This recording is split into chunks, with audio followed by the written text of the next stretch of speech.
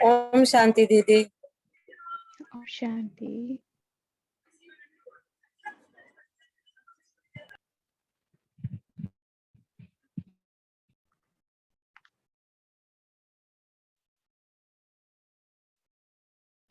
तो आज के अव्यक्त महावाक्य बाबा के 23 जुलाई 1969।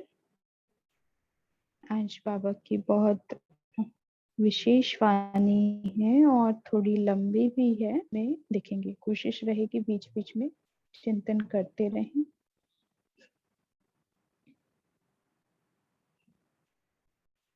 आज की वाणी का सार है, सफलता का आधार परखने की शक्ति। सफलता का आधार क्या है? परखने की शक्ति। बाप दादा एक एक को देखते हुए क्या देखते हैं? बाबा एक एक को देखते हुए क्या देखते हैं? बाप दादा हर एक में 4 बातें देख रहे हैं। अब वह 4 बातें कौन सी बाबा देख रहे हैं? हर एक ने अपना अपना विचार सुनाया। एक तो ताज देख रहे थे, दूसरा तख्त, तीसरा तदबीर और चौथा तकदीर। ताज, तख्त, तदबीर याना पुरुषार्थ और चौथा भाग्य, तकदीर बाबा देख रहे थे। यही 4 चीजें हर एक में देख रहे हैं। काम का ताज कौन सा होता है मालूम है? तो आज बाप दादा तख्त नशीन व ताजधारी वत्सों की सभा में आए हैं। बाबा जिस नजरों से बच्चों को देख रहे हैं, तो हम भी वैसे वैसे स्थित हो जाएं। हम भी अपने ताज के भाव में, तख्त के। और बाबा कहते हैं तीसरा और चौथा क्या देख रहे थे? पुरुषार्थ और फिर भाग्य, तकदीर, तदबीर और तकदीर। तो ताज और तख्त नशीन बनकर बाबा की वाणी, बाबा के महावाक्य सुनो। बाबा कहते हैं ताजधारियों को ही इस संगठन में बुलाया है। ताजधारियों को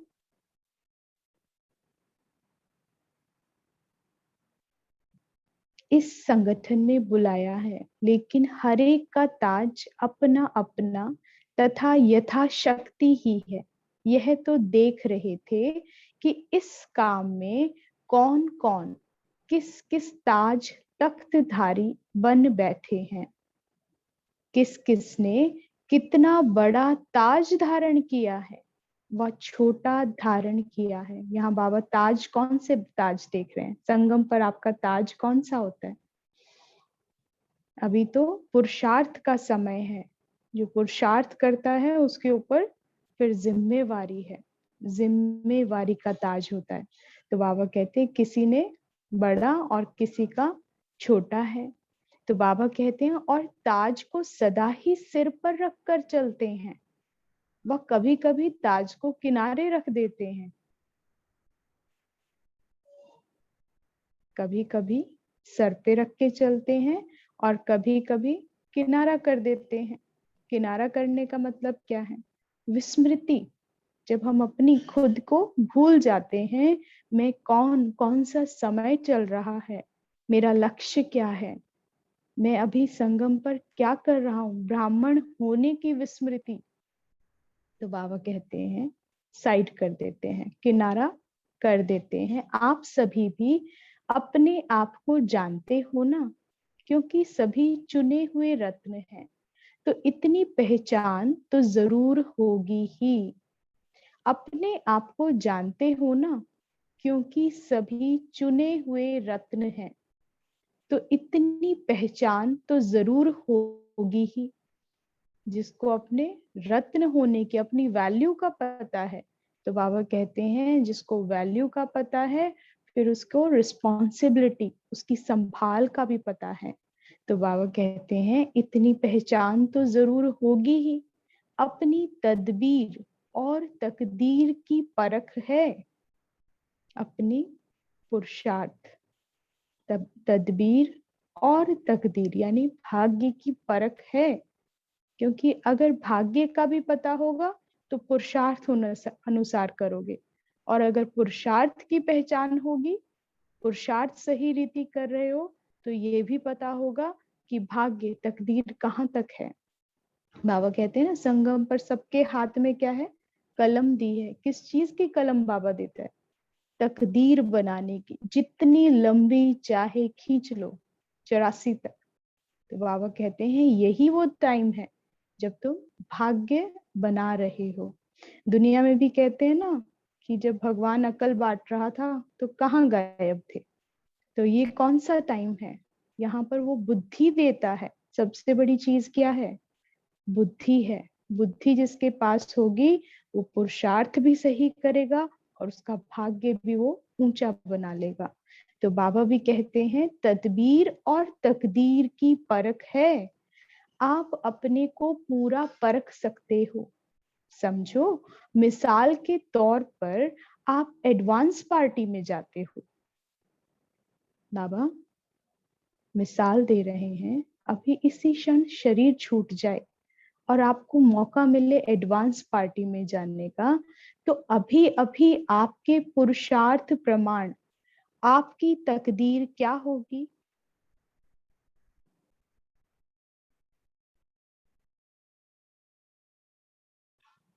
मुरली चेंज करो।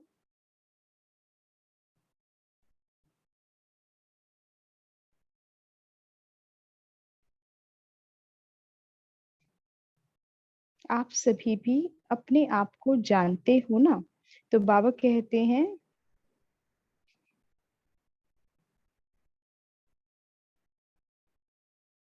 अभी अभी आपके पुरुषार्थ प्रमाण, आपकी तकदीर क्या होगी, उनको समझते हो। अपने वर्तमान पुरुषार्थ और तकदीर को जानते हो। जब अपने को परख सकोगे तभी तो दूसरों को परख सकोगे। यह जानने की भी जरूरत है, क्योंकि अब समय ही ऐसा आ रहा है जो कि, समय कैसा आ रहा है?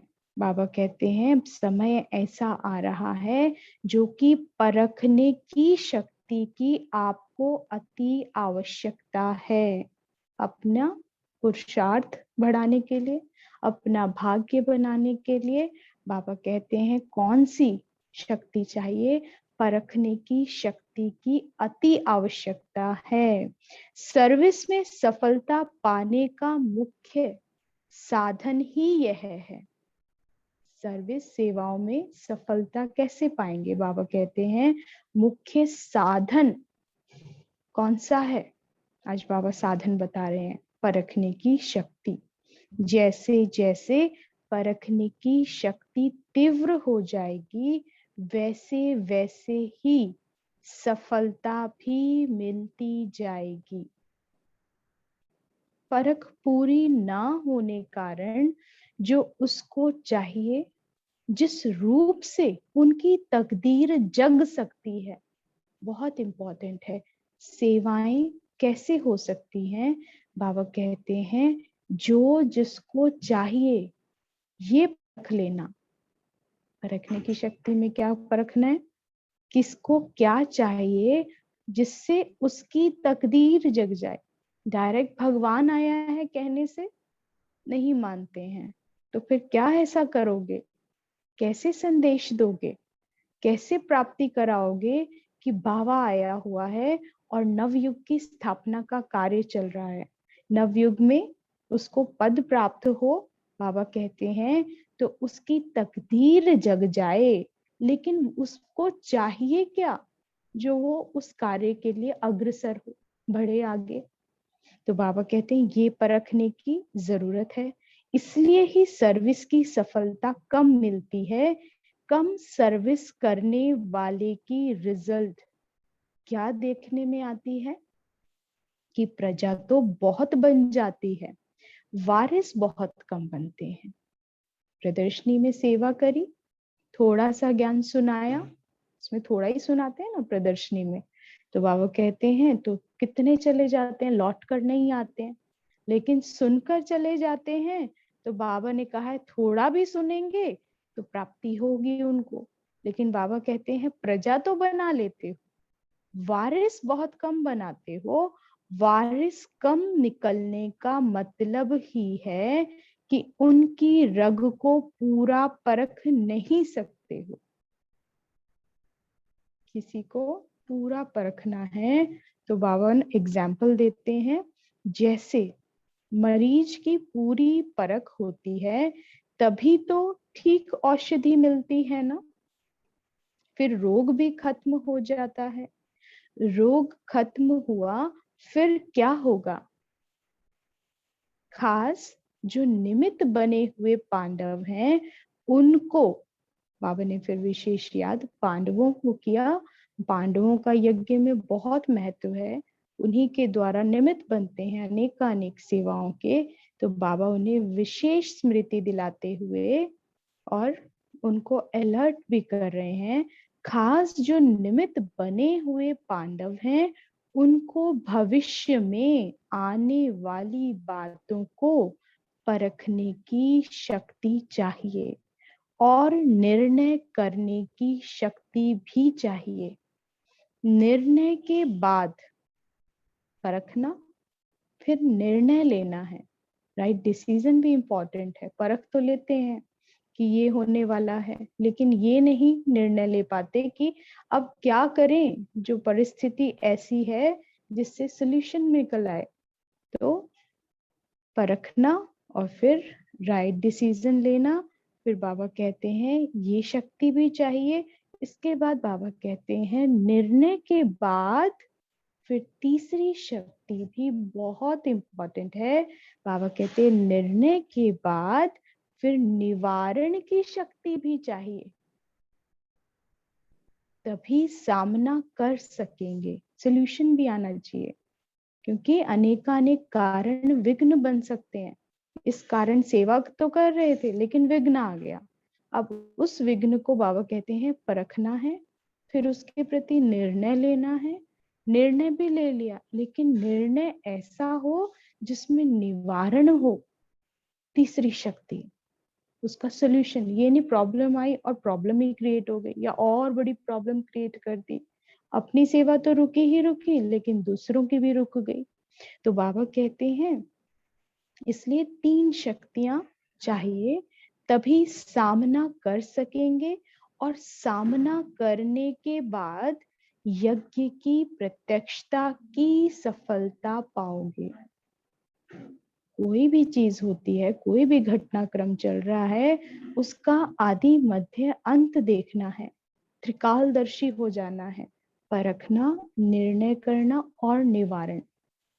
जिसको आदि समझ आ जाएगा फिर वो निर्णय भी राइट लेगा, और फिर अंत में उसे पता होना चाहिए कि यज्ञ की प्रत्यक्षता के लिए हम ये कदम उठा रहे हैं, ये सेवा कर रहे हैं। यज्ञ की प्रत्यक्षता की सफलता पाओगे। तो बाबा कहते हैं जिसको ये स्मृति भी होगी ना कि मुझे यज्ञ की प्रत्यक्षता करनी है, तो परखने के बाद यज्ञ को बुद्धि में रखकर, सर्वात्माओं को बुद्धि में रखकर, बाबा को बुद्धि में रखकर तब निर्णय लो, और निर्णय के बाद फिर निवारण भी निकालना है। तो बाबा कहते आपको बाबा ने किस लिए बुलाया है? बाबा फिर प्रश्न करते हैं, हिसाब किया जाता है ना, सीढ़ी उतरने और चढ़ने का ज्ञान सिखाने लिए बुलाया है। बाबा ने किस लिए बुलाया है?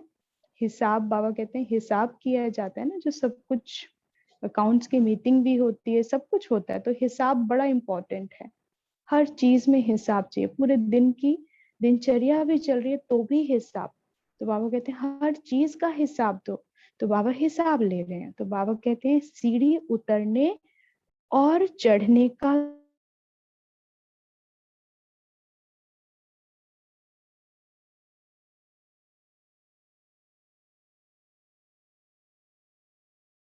बात बाबा नहीं कर रहे हैं। बाबा कहते हैं अब किस बात में उतरना है और किस बात में चढ़ना है। किस बात में उतरना है और किस बात में चढ़ना है। बड़प्पन तो पकड़ लिया है, मगर बड़प्पन होते हुए भी जहां पर छोटेपन की सीढ़ी उतरना होता है, वहां पर फट उतर नहीं सकते हो।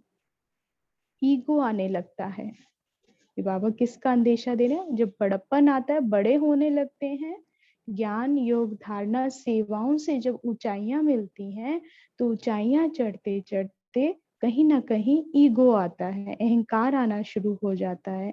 तो बाबा कहते हैं बड़े होने की पुरुषार्थ तो कर रहे हैं ऊंचा, और उसकी प्राप्ति भी ऊंची हो रही है, लेकिन वहां चढ़ते चढ़ते कई बार छोटे स्टेप्स आ जाते हैं।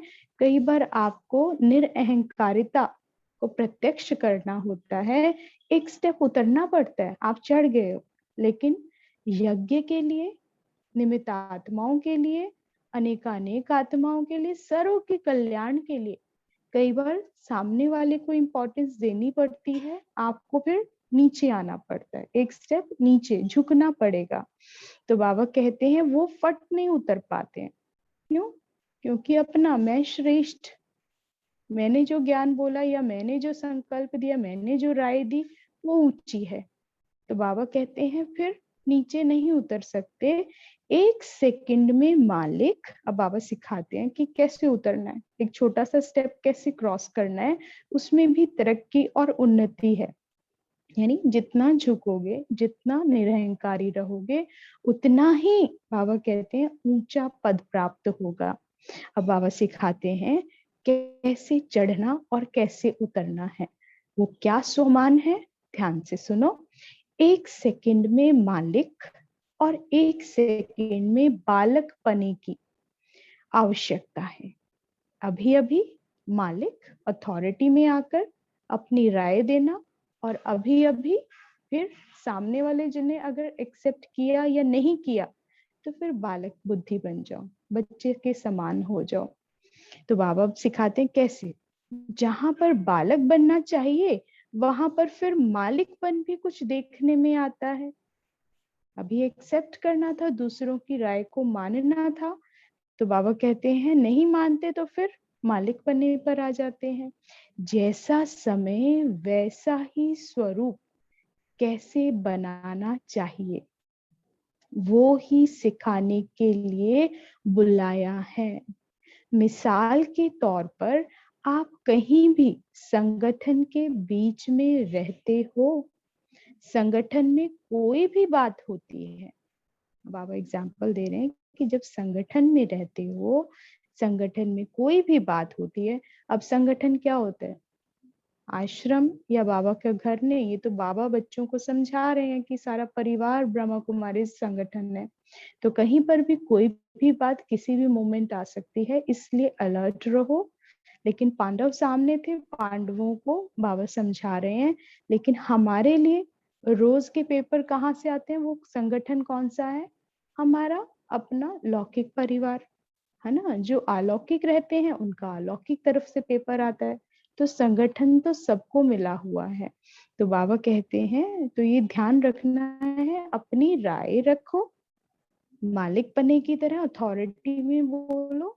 लेकिन जब कोई आपकी उस बात को, उस राय को एक्सेप्ट नहीं करते, ना कर देते हैं, तो बालक बने में आ जाओ।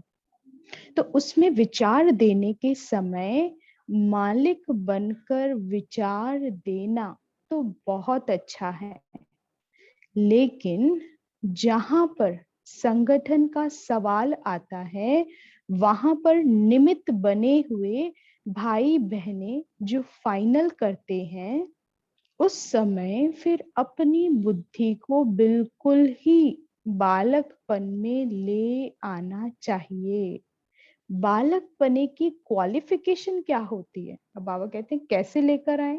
हमने भी राय दे दी, हमारी किसी ने नहीं माने, लेकिन फिर बाबा कहते हैं बालक बनने में कैसे आना है, वो क्वालिफिकेशन क्या है? वहीं पर फोर्स में बोलेंगे। जब राय दी तो फोर्स, पूरी ऊंची आवाज करके बोलेंगे। फिर वहीं पर ही तुरंत, जब उधर से नहीं हो गया, तो फिर बाबा कहते हैं उसे स्वीकार कर लेना, यानी बिल्कुल निरसंकल्प बन जाएंगे। छोटा बच्चा ऐसे ही करता है ना, जब अपनी बात कहता है मुझे कुछ चाहिए, ये करना है, ऐसे करना है, तो पूरा चीख कर बोलेगा, फुल फोर्स से बोलता है। लेकिन जब बड़े उसको समझा देते हैं, नहीं आज नहीं, कल फिर करेंगे, बाद में करेंगे, तो फिर निरसंकल्प हो जाता है। तो बाबा कहते हैं ऐसे बिल्कुल निरसंकल्प बन जाएंगे तो इसी रीति संगठन के बीच में निमित्त बने हुए के सामने अपनी मालिक पने की बुद्धि बनाकर राय देकर फट से बालक पने की बुद्धि बना लेनी है। इसी में ही फायदा भी है। लेकिन जहां भी मालिकपन होता है उसकी रिजल्ट क्या होती है? एक तो बाबा कहते हैं सामने भी मालिक पने की अथॉरिटी खड़ी है, इधर भी आप मालिक पने में आ जाते हो। दो अथॉरिटीज होती है ना, फिर क्या नुकसान उठाना पड़ता है बाबा बताते हैं। एक तो समय खराब होता है, बहस छिड़ जाती है ना, और शक्ति भी वेस्ट हो जाती है। जहां बहस होगी, बार बार वही बोलेंगे, वही संकल्प क्रिएट करेंगे, ना आप उन्हें सुन रहे हो ना वो आपको सुन रहे हैं, तो एनर्जी वेस्ट हो जाती है, वायुमंडल भी खराब होता है। और जो एक दो में स्नेह बढ़ना चाहिए वह कम होना संभव हो जाता है। लौकिक में तो चल जाता है, फिर ऐसे कैसे हो जाते हैं वो इग्नोर कर देते हैं। लेकिन अलौकिक परिवार में इतने दूर भिन्न भिन्न राज्यों से आए, भिन्न भिन्न देशों से एकत्रित हो जाते हैं, तो बाबा सिखाते हैं कि कई बार संगठन में चलते हुए कितनी प्रॉब्लम्स, कितनी बातें आ जाती हैं, तो उसमें क्या करना है, राय देनी है मालिक पने की तरह। लेकिन फिर निरसंकल्प बालकपने में आ जाना, नहीं तो एनर्जी वेस्ट हो जाएगी। और स्नेह भी, जो आज दिन तक एक दूसरे के प्रति बहुत स्नेह था, उसमें भी फिर कम हो जाएंगे। तो बाबा कहते संभावना है। इसलिए आप लोग जैसे कि जिम्मेवारियों लेते जाएंगे, वैसे वैसे आपको इस सीढ़ी को उतरने और चढ़ने की आवश्यकता होगी। जब जिम्मेवारी आती है, कोई बड़ा कार्य, बड़ी पोजीशन मिलती है, जिसकी ऊंची पोजीशन, उसके ऊपर उतनी जिम्मेवारी, क्योंकि उसका अनेकानेक आत्माओं से फिर संपर्क होता है, भिन्न भिन्न। अपनों को भी देखना है, अंदर वालों को भी देखना है, बाहर वालों को भी देखना है। तो बाबा कहते हैं फिर वहां बैलेंस बनाने की बहुत जरूरत है। तो इन एडवांस भविष्य सर्विस की सफलता लिए यह शिक्षा दे रहे हैं। आप सब अनुभवी भी हैं। समय प्रति समय हर एक छोटा बड़ा अपनी शक्ति और स्वमान को रखने की कोशिश करता है, और आगे चलकर यह कुछ समस्या ज्यादा सामने आने वाली है। छोटे छोटे भी आएंगे ना, वो भी क्या, उनका एक अपना स्वमान, अपना नशा होता है ना। अपने अंदर विशेषताएं इतनी होती है, उन विशेषताओं से अपने आप को शक्तिशाली समझता है। तो बाबा कहते हैं फिर आने वाले समय में फिर ये समस्या का रूप ले लेगा। इसलिए जो हैं, जो देख रहे हैं, जिनके ऊपर जिम्मेवारी का ताज है, जिन्होंने जिम्मेवारी ली है उस सेवा के प्रति, उन्हें बालक बने और मालिक बने का विशेष ध्यान रखना है। तो बाबा कहते हैं इसलिए जो निमित्त बने हुए हैं उनको बहुत निर्माण चित्त बनना पड़ेगा। निर्माण अर्थात अपने मान का भी त्याग, अपनी हस्ती मिटा देनी है। मैं कौन, जो लेबल्स लगते जा रहे हैं, लौकिक के हटाते हैं साधना से, तो अलौकिक क्या, जो सुमान मिलता है, जो अभ्यास करते हैं, जो पुरुषार्थ करते हैं, और जिससे फिर भाग्य में तरक्की, उन्नति, ऊंचाइयां मिलती हैं, तो फिर उसका भी एक नशा आना शुरू हो जाता है। बाबा कहते हैं उस मान का भी त्याग करना पड़े, तब जाकर कोई सेवा या यज्ञ की प्रत्यक्षता होगी। तो हमारी दादियां जो जितनी बड़ी बड़ी थी, जितनी ऊंची, जितनी शक्तिशाली, जो साक्षात्कार कराने वाली थी, वो इतनी ही निर्माण चित्त थी, तभी यज्ञ को, इतने बड़े यज्ञ को संभाले बैठी थी। यज्ञ में कोई मुश्किलात नहीं होती थी। बड़ी दादी, दादी प्रकाश मणि की ये विशेषता थी, सबको सुनती थी और सबके लिए ये मान का तो उनके अंदर था ही नहीं संस्कार। इतनी डाउन टू अर्थ जो यज्ञवासी बताते हैं, एक एक बच्चा जो बाहर से भी आते थे और एक बार मिलके गए, वो भी दादी जी को बहुत दिल से याद करते थे। इतना निर्माण चित्त थी। त्याग से फिर और ही ज्यादा भाग्य मिलता है। जितना आप त्याग करेंगे, वो सीढ़ी जो उतरने की बात थी ना, बाबा कहते हैं वो एक छोटा सा स्टेप, यानी निरहंकारिता, निर्माण चित्त बनने से वो जो स्टेप डाउन आओगे, उस त्याग का भी बाबा कहते हैं भाग्य बनता है। आप त्याग करेंगे उतना और ही आपको स्वमान मिलेगा। आपने अपने मान का त्याग किया, लेकिन किसी के हृदय में घर कर जाएंगे, एक और पद ऊंचा हो जाएगा। दुनिया वाला वो उसका तो पता नहीं क्या होगा, लेकिन किसी के मन में बसना, किसी के मन में स्थान ले लेना, और वो भी ऊंचा स्थान उसके मन में। उसके लौकिक में भी आत्माएं हैं, उसके मित्र संबंधी सब हैं, लेकिन जब आप निर्माण चित्त बनेंगे तो उसके हृदय में आपका स्थान बहुत ऊंचा हो जाता है। तो बाबा कहते हैं जितना अपना स्वमान खुद रखवाने की कोशिश करेंगे, उतना ही स्वमान गवाने का कारण बन जाएंगे। इसलिए बालक और मालिक बने की सीढ़ी को जल्दी जल्दी उतरो और चढ़ो। इस अभ्यास को बढ़ाना है, पुरुषार्थ करना है। बाबा कहते हैं मान का त्याग करोगे तो फिर स्टेप ऊंचा हो जाएगा, भाग्य फिर ऊंचा, भाग्य की सीढ़ी पर चढ़ जाओगे। लेकिन जब बात आएगी, तब एक सीढ़ी जो संकल्पों रूपी हमने बना ली है, जो ऊंचाइयां बड़प्पन की बना ली हैं, बाबा कहते फिर उसमें छोटे बन जाओ, है ना, उसमें बालक पने में आ जाओ। जैसे ही निरहंकारिता निर्माण चित होगे, एक स्टेप डाउन आओगे, वहीं भाग्य की सीढ़ी चढ़ जाओगे और ऊंचा पद हो जाएगा। इसलिए ही आपको बुलाया है। अब इसमें सफलता तो सभी होगी, जबकि परिस्थिति को परखने की शक्ति होगी।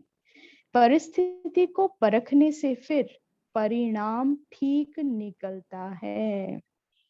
परिस्थिति को परखने से फिर परिणाम ठीक निकलता है।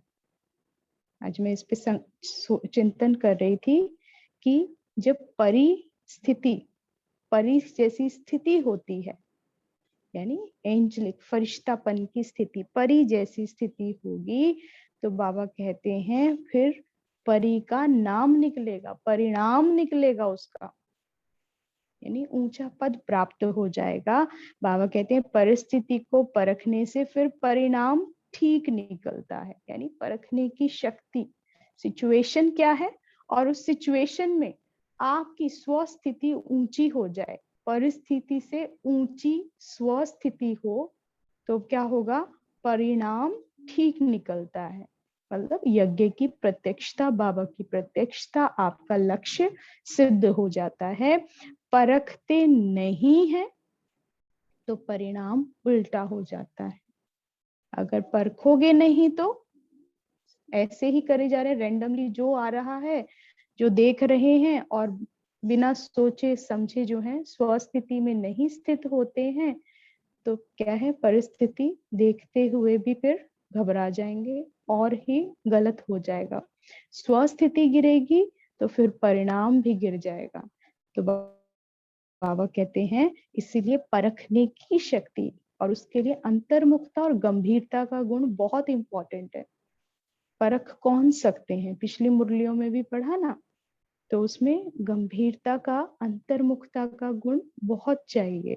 यानी अंदर ही अंदर आप निरंतर अपने स्वमान में स्थित हैं और बड़ा साक्षी होकर ड्रामा की हर एक्ट और हर सीन को देख रहे हैं। जो ड्रामा की हर सीन को साक्षी होकर जब देखना शुरू करते हैं, तो वो परख लेगा क्या होने वाला है। फिर बाबा इस शक्ति को बढ़ाने का बताते हैं, क्या वो पुरुषार्थ है जिससे परखने की शक्ति तीव्र हो जाएगी। बाबा कहते दिल की सफाई से भी इस बात में बुद्धि की सफाई जास्ती चाहिए। परखने की शक्ति बढ़ाने के लिए क्या पुरुषार्थ बाबा बताते हैं? दिल की सफाई। और बाबा कहते हैं इस सफाई से भी, इस बात में बुद्धि की सफाई जास्ती चाहिए। संकल्प की जो शक्ति है उनको ब्रेक लगाने की पावर हो। बहुत इंपॉर्टेंट पॉइंट आज की मुरली का स्टार्ट हो गया है। पूर्ण एकाग्र हो जाएं, ध्यान से इस एक एक शब्द को सुने। परखने की शक्ति बढ़ाने का पुरुषार्थ, दिल की सफाई से भी इस बात में बुद्धि की सफाई जास्ती चाहिए। संकल्प की जो शक्ति है उनको ब्रेक लगाने की पावर हो, क्योंकि बुद्धि निर्णय शक्ति है, निर्णय लेगी वो।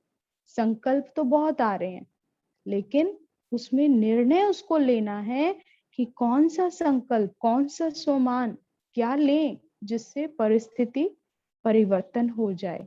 तो बाबा कहते हैं मन का संकल्प व बुद्धि की जजमेंट जो भी होती है, तो मन और बुद्धि दोनों को एक तो पावरफुल ब्रेक चाहिए और मोड़ने की भी शक्ति चाहिए। कोई भी एक्सीडेंट ना हो उसके लिए ड्राइवर क्या ध्यान रखता है कि सामने से जो भी आ रहा है, रैंडमली कुछ भी आ जाता है। जब आप हाईवे पे चलते हो ना, गाड़ी चल रही होती है, तो रैंडमली कुछ भी आ सकता है, सामने से कुछ नहीं पता चलेगा, पीछे से भी कोई आ सकता है, साइड से भी कोई आ सकता है, अचानक चेंज हो जाता है ट्रैक। तब क्या करना होता है? स्मार्ट ड्राइवर्स क्या करते हैं, जिनका गाड़ी का एक्सीडेंट नहीं होता। किन की गाड़ी का एक्सीडेंट नहीं होता? क्योंकि वो पूरा अलर्ट होते हैं, पूरा अटेंटिव होते हैं। किस पर? जो शीशे दिखाते हैं ना, दर्पण, चारों, एक तो सामने होता है, उसके साइड में भी होता है। तो जो उन दर्पण पर ध्यान देता है, गंभीरता से अलर्ट रहता है, क्या आ रहा है, कहाँ से, यानी संकल्पों की चेकिंग। आपका दर्पण कौन सा है? आत्मा रूपी दर्पण है ना। यहाँ पर जब गंभीरता, अंतर्मुखता होगी, तो इस दर्पण में आते हुए कोई भी संकल्प इधर से ऐसे ही नहीं उनके साथ रिएक्ट कर देना है, चेक करना है, फिर उसमें पावरफुल ब्रेक। और दूसरा, मोड़ने की शक्ति। जो मोड़ लेगा टाइम पर वो भी बच जाएगा, जो ब्रेक लगा देगा टाइम पर वो भी बच जाएगा। लेकिन अगर ये दोनों चीजें नहीं करते, एक्सीडेंट 100% है। तो बाबा कहते हैं जो परिस्थिति आती है, वो माया का जो रूप बनता है उसमें वो और ही विकराल क्यों हो जाता है? क्योंकि इन दोनों शक्तियों की कमी है। संकल्प शक्ति तो है, लेकिन उसका यूज बुद्धि का पावरफुल ब्रेक लगाना, या बुद्धि का निर्णय लेना, मोड़ने का, डायरेक्शन चेंज करने का। तो बाबा कहते हैं इसकी जो परख होगी, ये दोनों ही शक्तियों की बहुत जरूरत है। इसी को ही याद की शक्ति व अव्यक्त शक्ति कहा जाता है। कल भी पढ़ा था आत्म अभिमानी स्थिति, बहुत इंपॉर्टेंट। 2-3 दिन से हम इसके ऊपर सुन रहे हैं बाबा से। आज बाबा और इस आत्म अभिमानी स्थिति को कैसे पावरफुल बनाना है वो सारा आज क्लियर कर रहे हैं कि परखने की शक्ति इंपॉर्टेंट है, उसको बढ़ाना कैसे है।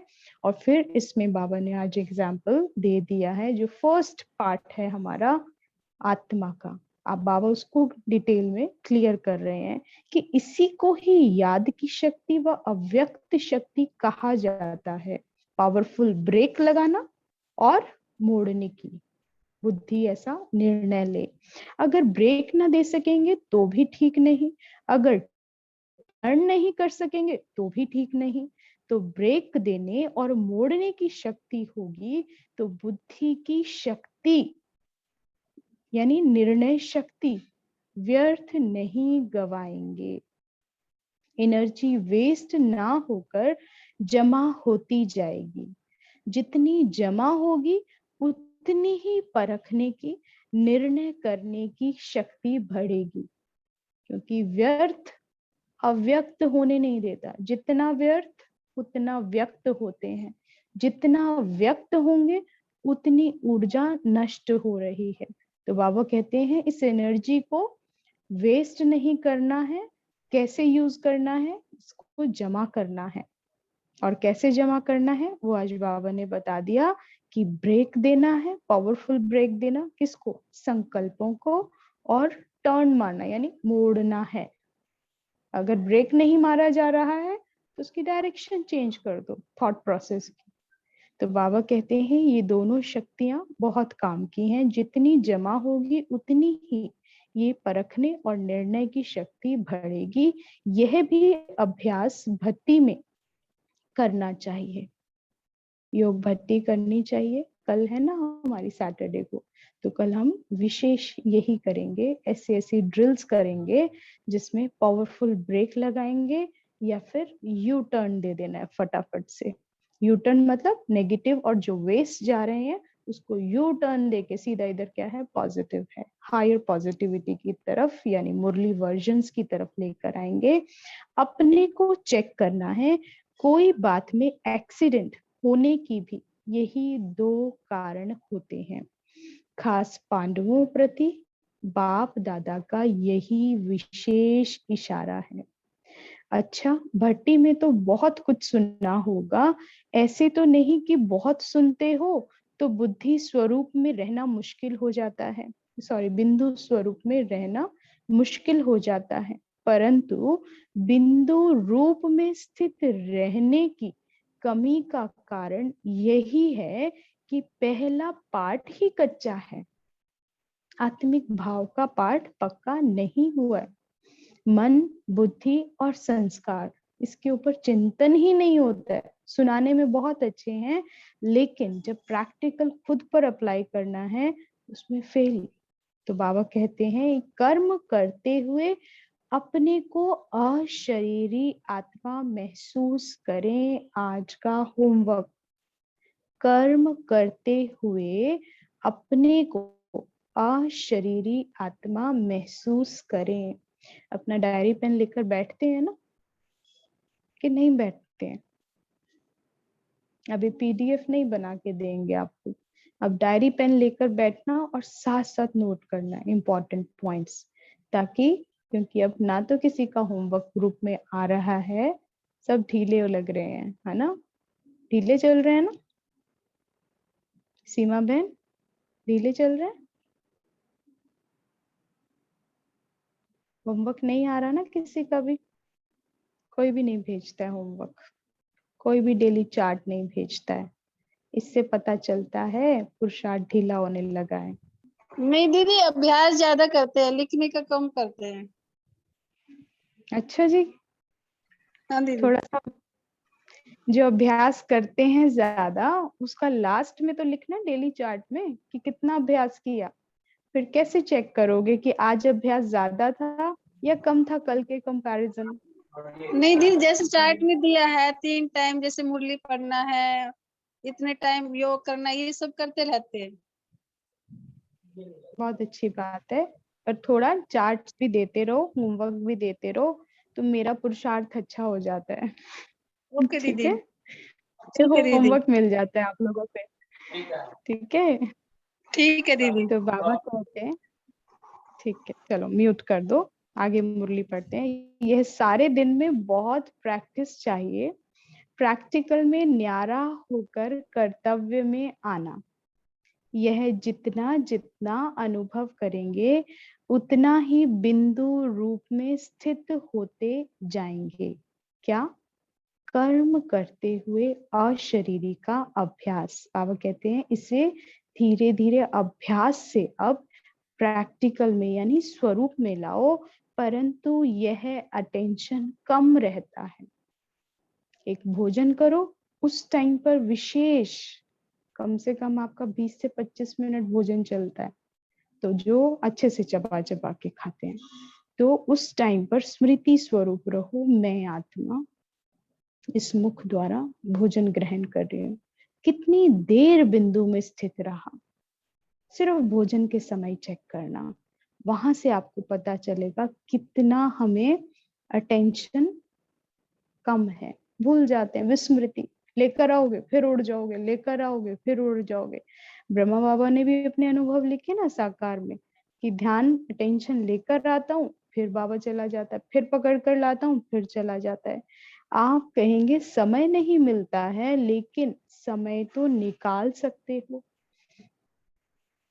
अगर लक्ष्य है तो जैसे कोई विशेष काम पर जाता है, तो उसके लिए आप खास ख्याल रखकर भी समय निकालते हो ना, जिसकी इम्पोर्टेंस है, जिसकी वैल्यू है, तो क्या करते हैं, उसके लिए फिर विशेष समय निकाला जाता है। तो बाबा कहते हैं विशेष काम समझकर बीच बीच में समय निकालो, इस चीज को प्रायोरिटी दो। बाबा कहते हैं मैं आत्मा हूँ, इस शरीर से न्यारी हूँ, इस देह से न्यारी हूँ। इसको बाबा कहते हैं विशेष होमवर्क समझो, इसको प्रायोरिटी दो। जैसे अमृत वेला को प्रायोरिटी देते हो, नुमा शाम को देते हो, रात्रि के चार्ट को देते हो, ये इम्पोर्टेंट है ना। जैसे अमृत वेला बुद्धि में बैठ के बहुत इंपॉर्टेंट है। तो सब क्या है, एक दिन भी स्किप होगा तो उसको चैन नहीं आएगा कि अमृत वेला को कैसे कंप्लीट करूं, तो ज्यादा पुरुषार्थ करते हैं। तो बाबा कहते हैं इसको भी डायरी में, अपने डेली चार्ट में लिखो कि कितनी बार प्रैक्टिस किया, मैं आत्मा इस शरीर से न्यारी हूँ। तो बाबा कहते हैं इसे विशेष काम समझकर बीच बीच में समय निकालो तो निकल सकता है, परंतु अभ्यास नहीं है, इसलिए सोचते ही सोचते समय हाथों से चला जा रहा है। आप ध्यान रखो, तो जैसी जैसी परिस्थिति उसी प्रमाण अपनी प्रैक्टिस बढ़ा दो। अब परिस्थिति, ये तो तब 1969 में बाबा ने कहा, अभी परिस्थिति कैसी है तो अभी का पुरुषार्थ कैसा होना चाहिए। तो बाबा कहते हैं इस अभ्यास में तो सभी बच्चे हैं। वास्तव में बिंदु रूप में स्थित होना कोई मुश्किल बात नहीं है कोई मुश्किल बात। अभी कह दें तो 1 सेकेंड में इमर्ज कर लोगे, 1 सेकेंड में जो है न्यारे हो जाओगे, टाइम नहीं लगता। अब इतने अभ्यासी तो बच्चे हो गए हैं। लेकिन बाबा कहते हैं जितना जितना न्यारा बनेंगे, तो बिंदु रूप तो है ही न्यारा, निराकार भी है तो न्यारा भी है। आप भी निराकारी और न्यारी स्थिति में होंगे तो बिंदु रूप का अनुभव करेंगे। चलते फिरते अव्यक्त स्थिति का अनुभव कर सकते हो। बहुत सुंदर लाइन बाबा ने कहा है, निराकारी और न्यारी स्थिति में जब होंगे तो बिंदु रूप का सहज अनुभव हो जाएगा, चलते फिरते अव्यक्त हो जाएंगे। प्रैक्टिस ऐसी सहज हो जाएगी कि जो जब भी चाहो तभी अव्यक्त स्थिति में ठहर जाओगे। 1 सेकेंड के अनुभव से कितनी शक्ति अपने में भर सकते हो वह भी अनुभव करेंगे, और ब्रेक देने मोड़ने की शक्ति भी अनुभव में आ जाएगी। क्योंकि अलर्ट हो गए ना, अपने लक्ष्य पर केंद्रित हो गए ना, अब उसमें जरा भी विघ्न नहीं चाहिए। अब उसमें जो भी गड़बड़ होने लगेगी तो फिर क्या है, यू टर्न ले लोगे या फिर पावरफुल ब्रेक दे दोगे। तो बाबा कहते हैं तो बिंदु रूप का अनुभव कोई मुश्किल नहीं है, संकल्प ही नीचे लाता है। संकल्प को ब्रेक देने की पावर होगी तो ज्यादा समय अव्यक्त स्थिति में स्थित रह सकेंगे। अपने को आत्मा समझ उस स्वरूप में स्थित होना है। एक तो समझ और फिर स्वरूप बनना, ये बहुत इंपॉर्टेंट है। समझ तो लेते हैं लेकिन स्वरूप नहीं बनते। स्वरूप बनेंगे तो दूसरों को आपका अनुभव होगा, दूसरों को अनुभव होगा। कौन सामने खड़ा है, बाबा की प्रत्यक्षता होगी, आपकी प्रत्यक्षता होगी, जो स्वरूप बनेगा। एक एक गुण में इतना महीन चले जो आत्मिक भाव में, इतना खो जाओ, इतना वर्णन, इतना चिंतन इस आत्मा का हो कि उस भाव में जब टिकेंगे तो हर इसका गुण जो है प्रत्यक्ष हो रहा होगा, आपका स्वरूप प्रत्यक्ष हो रहा होगा। आपके मस्तक पर वो बिंदी जो नहीं दिखती है, जो ना खुद को दिखती ना दूसरों को दिखती है, वो दिखने लगेगी, वो प्रकाश नजर आने लगेगा। तो बाबा कहते हैं स्वरूप बनना है।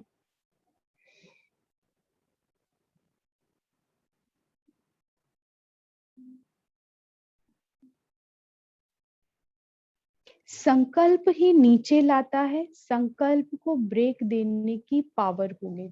सारा विघ्न कहाँ आता है? संकल्पों की चेकिंग नहीं है।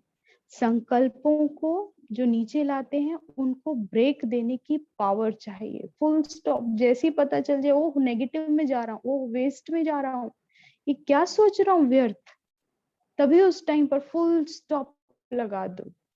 मैं आत्मा विद स्वमान, कितनी श्रेष्ठ आत्मा। समय कौन सा चल रहा है? संगम युग की पुरुषोत्तम ब्राह्मण आत्मा हूं मैं, और क्या सोच रहा हूँ व्यर्थ। मेरे ऊपर जिम्मेवारी का ताज है। जिम्मेवारी का ताज क्या है? मनसा सेवा का कार्य बाकी है, कर्म योगी फरिश्ता बनने का कार्य बाकी है, घड़ी घड़ी मैं आत्मा में टिकने का कार्य बाकी है, भक्तों को साक्षात्कार कराने की जिम्मेवारी है, वारिस क्वालिटी निकालने की जिम्मेवारी है, जो मुझसे कनेक्टेड है उनको साकाश देना है, जो मेरे ब्राह्मण परिवार के अलौकिक मेरे साथ कनेक्टेड हैं उनको भी फिर अटेंड करना है, जिसमें जो कमी है उसको सूक्ष्म शक्तियों से वाइब्रेशन देना है, उनको फिल करना है। जैसे बाबा हमें अटेंड करते हैं वतन में बैठ के कि हम यहाँ हैं, और जब हमारी कमी दिखती है तो बाबा कहते हैं, शुरू की मुरली में संदेश पढ़ा ना, मैं मॉडल्स तैयार कर रखे थे, और उस मॉडल्स में जब दादी ने देखा कि कुछ नग कहीं कहीं कमी थी, बाबा उनमें नग लगा रहा था और उसमें एक्स्ट्रा चमक आ रही थी। जब दादी ने पूछा कि बाबा ये क्या कर रहे हो, तो बाबा कहते, बाबा फ्री टाइम में यही करता है, जब बच्चों में कोई कमी देखता है उनको पुरुषार्थ करते हैं और उनसे नहीं हो रहा होता, तो बाबा वतन में बैठकर यानी नग लगाते हैं, मतलब अपनी सूक्ष्म ऊर्जा से उनके अंदर वो भरपूर कर रहे हैं, जो उसके बस का नहीं है लेकिन पुरुषार्थ तो कर रहा है ना, उस बच्चे को बाबा भरपूर भी करते हैं, अटेंड करते हैं। वही जिम्मेवारी का ताज बाप समान आत्मा हूं ना, वो वतन में बैठकर मेरे लिए करता है, मुझे यहाँ बैठकर विश्व की सर्व आत्माओं के लिए करनी है, भक्तों के लिए करना है, प्रजा के लिए करना है, वारिस के लिए करना है। राजा हो ना, राजा का कितनी बड़ी जिम्मेवारी है, एक एक को ऑब्जर्व करता है, दिन में भी जिससे नहीं मिल पाता है फिर रात्रि को पूरी राज्य में चक्कर लगाता है, एक श्रेष्ठ राजा। तो बाबा कहते हैं नींद को भी जीत कर चक्र लगाओ, सुदर्शन चक्र फिराओ और चक्र लगाओ, यानी सबको साकाश दो। बाबा यही कर रहा है, 52 ईयर्स से सोया नहीं है वो, निरंतर जाग रहा है और जागृत होकर हमें भरपूर कर रहा है। तो बाबा कहते हैं अपनी जिम्मेवारी को काउंट करो, ताज की जिम्मेवारी के ताज की चेकिंग करो, जो जितना बड़ा ताज लिए होगा वो उतना बड़ा ही राजा है। तो बाबा कहते हैं अव्यक्त स्थिति में स्थित रह सकेंगे जो पावरफुल ब्रेक लगाएंगे, अपने को आत्मा समझ उस स्वरूप में स्थित होना है। जब स्व स्थिति में स्थित होंगे तो भी अपने जो गुण हैं वह तो अनुभव होंगे ही। जिस स्थान पर पहुंचा जाता है उसके गुण ना चाहते हुए भी अनुभव होते हैं। अब कैसे बाबा एग्जाम्पल देते हैं, आप किसी शीतल स्थान पर जाएंगे, सोचो हिमालय पर जाएंगे, तो बाबा कहते हैं ना चाहते हुए भी ठंडी लगती है ना, शीतलता का अनुभव होगा। यह भी ऐसा ही है। आत्म अभिमानी अर्थात बाप की याद, आत्मिक स्वरूप में बाबा की याद नहीं रहे, यह तो हो नहीं सकता है, पॉसिबल ही नहीं है। मैं आत्मा कहना सीधा बाबा के पास चले जाते हो। जैसे बाप दादा दोनों अलग अलग नहीं है, वैसे आत्मिक निश्चय बुद्धि से बाप की याद भी अलग नहीं हो सकती है। क्या एक सेकंड में अपने को बिंदु रूप में स्थित नहीं कर सकते हो? एक है डायरेक्ट बाबा के पास बाबा को याद करना, और यहाँ पर क्या है, मैं आत्मा कहना आपका डबल पावर्स, एक तो आत्मिक पावर और दूसरा सहज परमात्मा इमर्ज हो जाता है, तो डबल पावरफुल हो गए ना, आत्मा भी और साथ में परमात्मा भी। तो बाबा कहते क्या एक सेकंड में अपने को बिंदु रूप में स्थित नहीं कर सकते हो? अगर अभी सबको कहें कि यह ड्रिल करो तो कर सकते हो? बाबा ने उस टाइम ड्रिल म्यूट कर लो, इसका ओपन हो गया, तो एक ड्रिल करेंगे।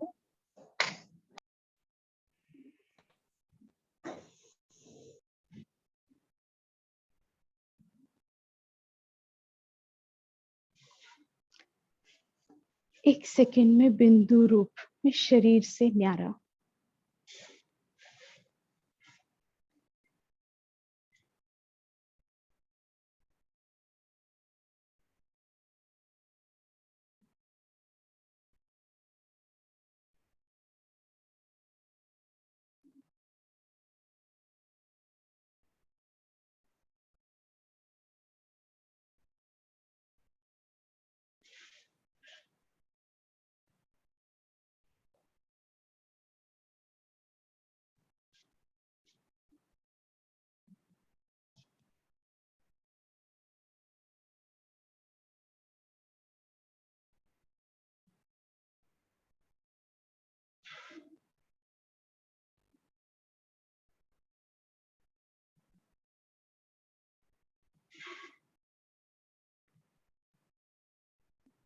ओम शांति।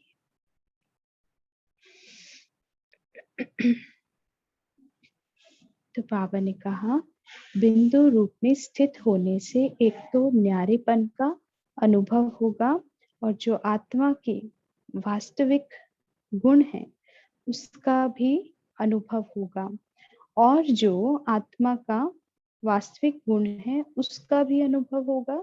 यह भी प्रैक्टिस करो, क्योंकि अब समय कम है, कार्य ज्यादा करना है। अभी समय जास्ती और काम कम करते हो। आगे चल करके तो समय भी ऐसा आने वाला है जो कि आप सभी की जीवन तो बहुत बिजी हो जाएगी और समय कम देखने में आएगा। यह दिन और रात, ये उस टाइम की बात है जो आज प्रत्यक्ष हो रही है। इसको ध्यान से सुनो और अनुभव करो। क्या बाबा सत कहा था उस समय? यह दिन और रात 2 घंटे के समान महसूस करोगे। अब से ही यह प्रैक्टिस करो कि कम समय में काम बहुत करो। समय को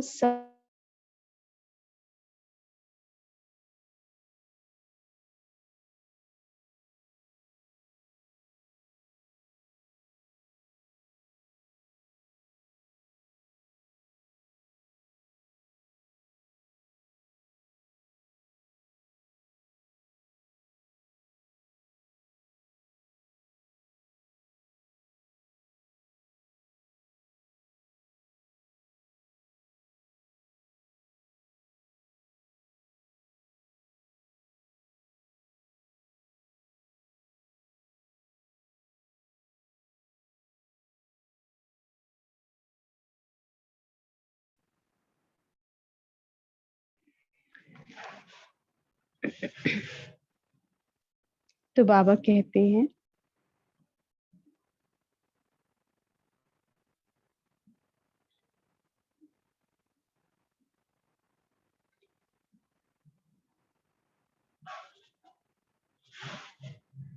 बाबा कहते हैं ऐसा समय आने वाला है जो कि आप अपनी कमाई नहीं कर सकोगे, परंतु दूसरों के लिए बहुत बिजी हो जाओगे।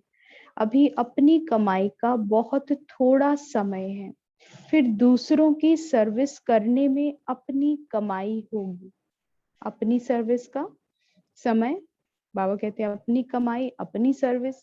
कमाई कैसे होगी जब खुद की सर्विस भी करेंगे? उसका समय बहुत कम है, लेकिन दूसरों की सर्विस बढ़ जाएगी, सेवाएं बढ़ेंगी।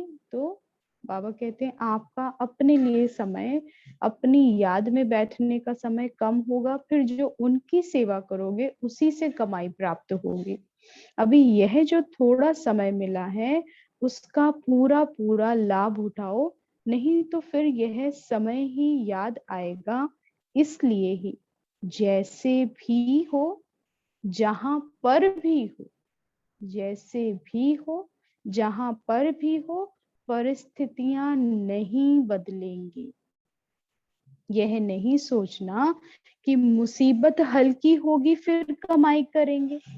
यह तो दिन प्रतिदिन और विशाल रूप धारण करेगी। परिस्थितियां और विशाल और विकराल रूप धारण करेंगी, परंतु इनमें रहते हुए भी अपनी स्थिति की परिपक्वता चाहिए। अपनी स्वस्थिति, अपने आत्मिक भाव की घड़ी घड़ी जितना पावरफुल ब्रेक लगाना, सीख जाओगे तो कितनी भी बड़ी परिस्थिति आए उस टाइम पर फिर व्यर्थ नहीं चल पाएगा, क्योंकि जब परिस्थिति कोई बात आती है ना तभी संकल्पों की लाइन लगती है। लेकिन जो घड़ी घड़ी फुल स्टॉप का अभ्यास कर लेंगे तो फिर ऐसे बड़े पेपर्स में भी फिर वो फुल स्टॉप लगा लेंगे। यानी परिपक्व अवस्था क्या है? लास्ट, पहला पाठ ही अंतिम पाठ है। इसलिए ही समय का ध्यान और अपने स्वरूप की स्मृति और इसके बाद फिर स्थिति, इसका ध्यान रखना है। अच्छा, जिम्मेवारी का ताज बताया तो तख्त कौन सा था? ये तो हुई ताज की बात। अब बाबा कहते हैं कि फिर तख्त कौन सा था?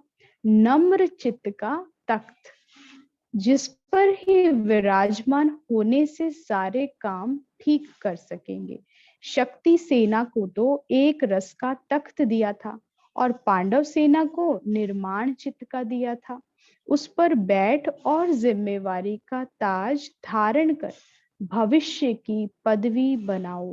तख्त से उतरना नहीं है। कौन सा तख्त? निर्माण चित्त का, निरहंकारिता का। इस पर बैठकर काम करोगे तो कार्य सफल होगा। देखो, सारे दिन में जो आप काम करते हो उसमें 4 बातें कौन सी हैं जो कि आपके साथ रहती है। जब कोई काम करता है ना, कोई सेवा करता है, तो 4 बातें साथ रहती है। कॉमन और स्थूल बात पूछता हूँ, बाबा कहते हैं। एक तो कुर्सी साथ रहती है जो काम करते हैं, दूसरा कलम साथ होती है, तीसरी फाइल, चौथी भाग दौड़। उस फाइल को भाग दौड़ करते रहते हैं, उस पर साइन कराना, उसको कंप्लीट कराना। तो बाबा कहते हैं इन चारों को लौकिक से अलौकिक में परिवर्तन करो। कैसे करेंगे? जब कुर्सी पर बैठो तो तख्त याद करो, निर्माण चित्त हो। जब कलम उठाओ तो बाबा कहते हैं कमल के फूल को याद करो, कमल का फूल बनकर कलम चलानी है। यानी जो भी हिसाब बना रहे हो वो हमेशा निर्विकारी बनकर। तो बाबा कहते हैं और फाइल को देखकर अपना पोता मेल याद करो। फाइल से क्या स्मृति? बाबा कहता है सारा दिन में फिर जो वो कर्म किया, हिसाब बनाए, कलम से लिख दिए ना आज सारे हिसाब। तो बाबा कहते हैं अब उस फाइल को रात को बैठकर चेक करो, अपना पोता मेल याद करो। मेरी फाइल में बाप दादा अभी क्या सही करते होंगे, क्योंकि वो लास्ट में फाइल कहाँ पहुंचेगी आपकी? जो सारा दिन कलम चलाई, पूरा दिन दिनचर्या किससे? कलम से चलाई। अगर कमल पुष्प समान बनकर उस स्थिति में स्थित होकर चलाई तो बाबा कहते हैं फिर रात को फाइल चेक कहाँ होएगी? शिव बाबा चेक करेगा। तो उसमें चेक करो बाबा हर एक जो कलम चलाई थी उस पर बाबा क्या राइट कर रहे होंगे और क्या रेड, कई लाल करके भेज देते हैं ना दफ्तर में कि इसमें गड़बड़ है, चेक करो, इसको भी क्लियर करो, इसको रिफाइन करो। तो बाबा कहते हैं और भाग दौड़ तो है ही, सीढ़ी से उतरना और चढ़ना आज बाबा ने क्लियर कर दिया। यह प्रैक्टिस करो तो जहां पर भी बुद्धि को लगाना चाहता हूं लगती भी है कि नहीं, वैसे ही जैसे कि पांव जहां भी चलाने चाहो चलते हैं ना। अभी उठकर चलने को है तो चल पड़ोगे ना। तो बाबा कहते हैं ऐसे ही प्रैक्टिस हो बुद्धि की, जहां लगाना चाहूं, जिस वतन में ठहरना चाहूं, स्वदर्शन चक्र फिराना चाहूं, मैं आत्मा का भाव में स्थित होना चाहूं, मूल वतन सूक्ष्म वतन जो भी करना चाहूं, लगती है या नहीं? अगर नहीं लगती है इसका मतलब फाइल में लाल निशान ज्यादा हो गए हैं। तो बाबा कहते हैं इसी प्रकार से आपकी बुद्धि भी पांव में सल हो जाए। अब बुद्धि को लौकिक से अलौकिक बातों में परिवर्तन करना है तो अवस्था में भी परिवर्तन आ जाएगा। जब लौकिक को अलौकिक बना दोगे तो बाबा कहते हैं परिवर्तन आ जाएगा, परी जैसे बन जाओगे। इस संगठन के रत्नों में क्या विशेष खूबी है? एक तो सभी स्नेही हैं और दूसरा मेजॉरिटी सरेंडर बुद्धि है, तीसरा सर्विस के लिए हर वक्त तैयार रहते हैं, इसलिए ही एवर रेडी हैं। अब जिम्मेवारी का ताज मिलता है उनमें, अब जिम्मेवारी का ताज मिलता है उनमें इन सब विशेषताओं को रत्नों की तरह जड़ना है, तभी जिम्मेवारी को पूरी रीति संभाल सकोगे। यह गुण ताज की मणियां हैं, अर्थात शोभा है, इसको कायम रखना है। जैसा कर्म आप करेंगे आपको ही देखकर सभी फॉलो करेंगे। एक स्लोगन और याद करना जरूरी है, छोटों को करो प्यार और बड़ों को दो रिगार्ड। प्यार देना है फिर रिगार्ड लेना है, पहले प्यार देना है, जो प्यार देगा तो रिगार्ड अपने आप मिलेगा। यह कभी नहीं भूलना, यह संगठन सोना तो है परंतु सोने पर सुहागा लगाया जाता है। उसके लिए बीच बीच में मधुबन के संगठन का स्थान हो। निमित्त बनी हुई बहनों की राय से ही समय प्रति समय संगठन होगा। प्रदर्शनी में भी कुछ नवीनता आनी चाहिए। अभी तो इतना ही समझते हैं कि यहाँ की नॉलेज अच्छी है, जो बात बतानी है बिना पूछे देखने से ही समझें कि हमको अभी यह सहज रास्ता मिला है। इस लक्ष्य को रखकर बनाने की कोशिश करें और टॉपिक में भी आकर्षण हो, परमात्मा के परिचय पर रख सकते हो, और लोग जो दूर भागते हैं उनको नजदीक लाना है। फिर उसमें धर्म के विचार वाले हो, वह कोई प्रकार हो, उसकी फिर पीठ भी करनी है। बिना पीठ किए सफलता नहीं होगी। पीठ मतलब कि उनसे मिलते जुलते रहना है, उनको कांटेक्ट में रखना है। जैसे म्यूजियम की सर्विस की है उसकी भी पीठ करनी है, देख रेख करते ना, तो बाबा कहते हैं उनसे संपर्क रखना है, समय प्रति समय बुलाना है। भले संबंध रखना चाहिए जो उनको परिवार की महसूसता हो, ऐसे बुलाना है उनको कि उन्हें फीलिंग ही ना आए किसी दूसरे संगठन में आए, किसी और धर्म की बात है या कुछ है, उनको फीलिंग आए परिवार में आए हैं। तो बाबा कहते हैं भले संबंध रखना चाहिए जो उनको परिवार की महसूसता हो, तब ही सर्विस की सफलता होगी। अच्छा, ओम शांति शांति। बाबा के बहुत विशेष महावाक्य आज के। आप योग करेंगे, भृकुटी में स्थित हो जाओ। एक सेकंड में मैं आत्मा अपना जिम्मेवारी का ताज देखो, ताजधारी तख्त नशीन हूँ। मैं आत्मा ताजधारी और तख्तधारी। ताज और तख्त देखो अपना। तख्त पर कैसे बैठा हूं? निर्माण चित। ताज कौन सा है? जिम्मेवारी का। क्या क्या जिम्मेवारियां हैं? उतना बड़ा ताज है। तो इस भाव में बैठो, मैं आत्मा शरीर से न्यारी। बाबा की याद में ही गीत सुनेंगे।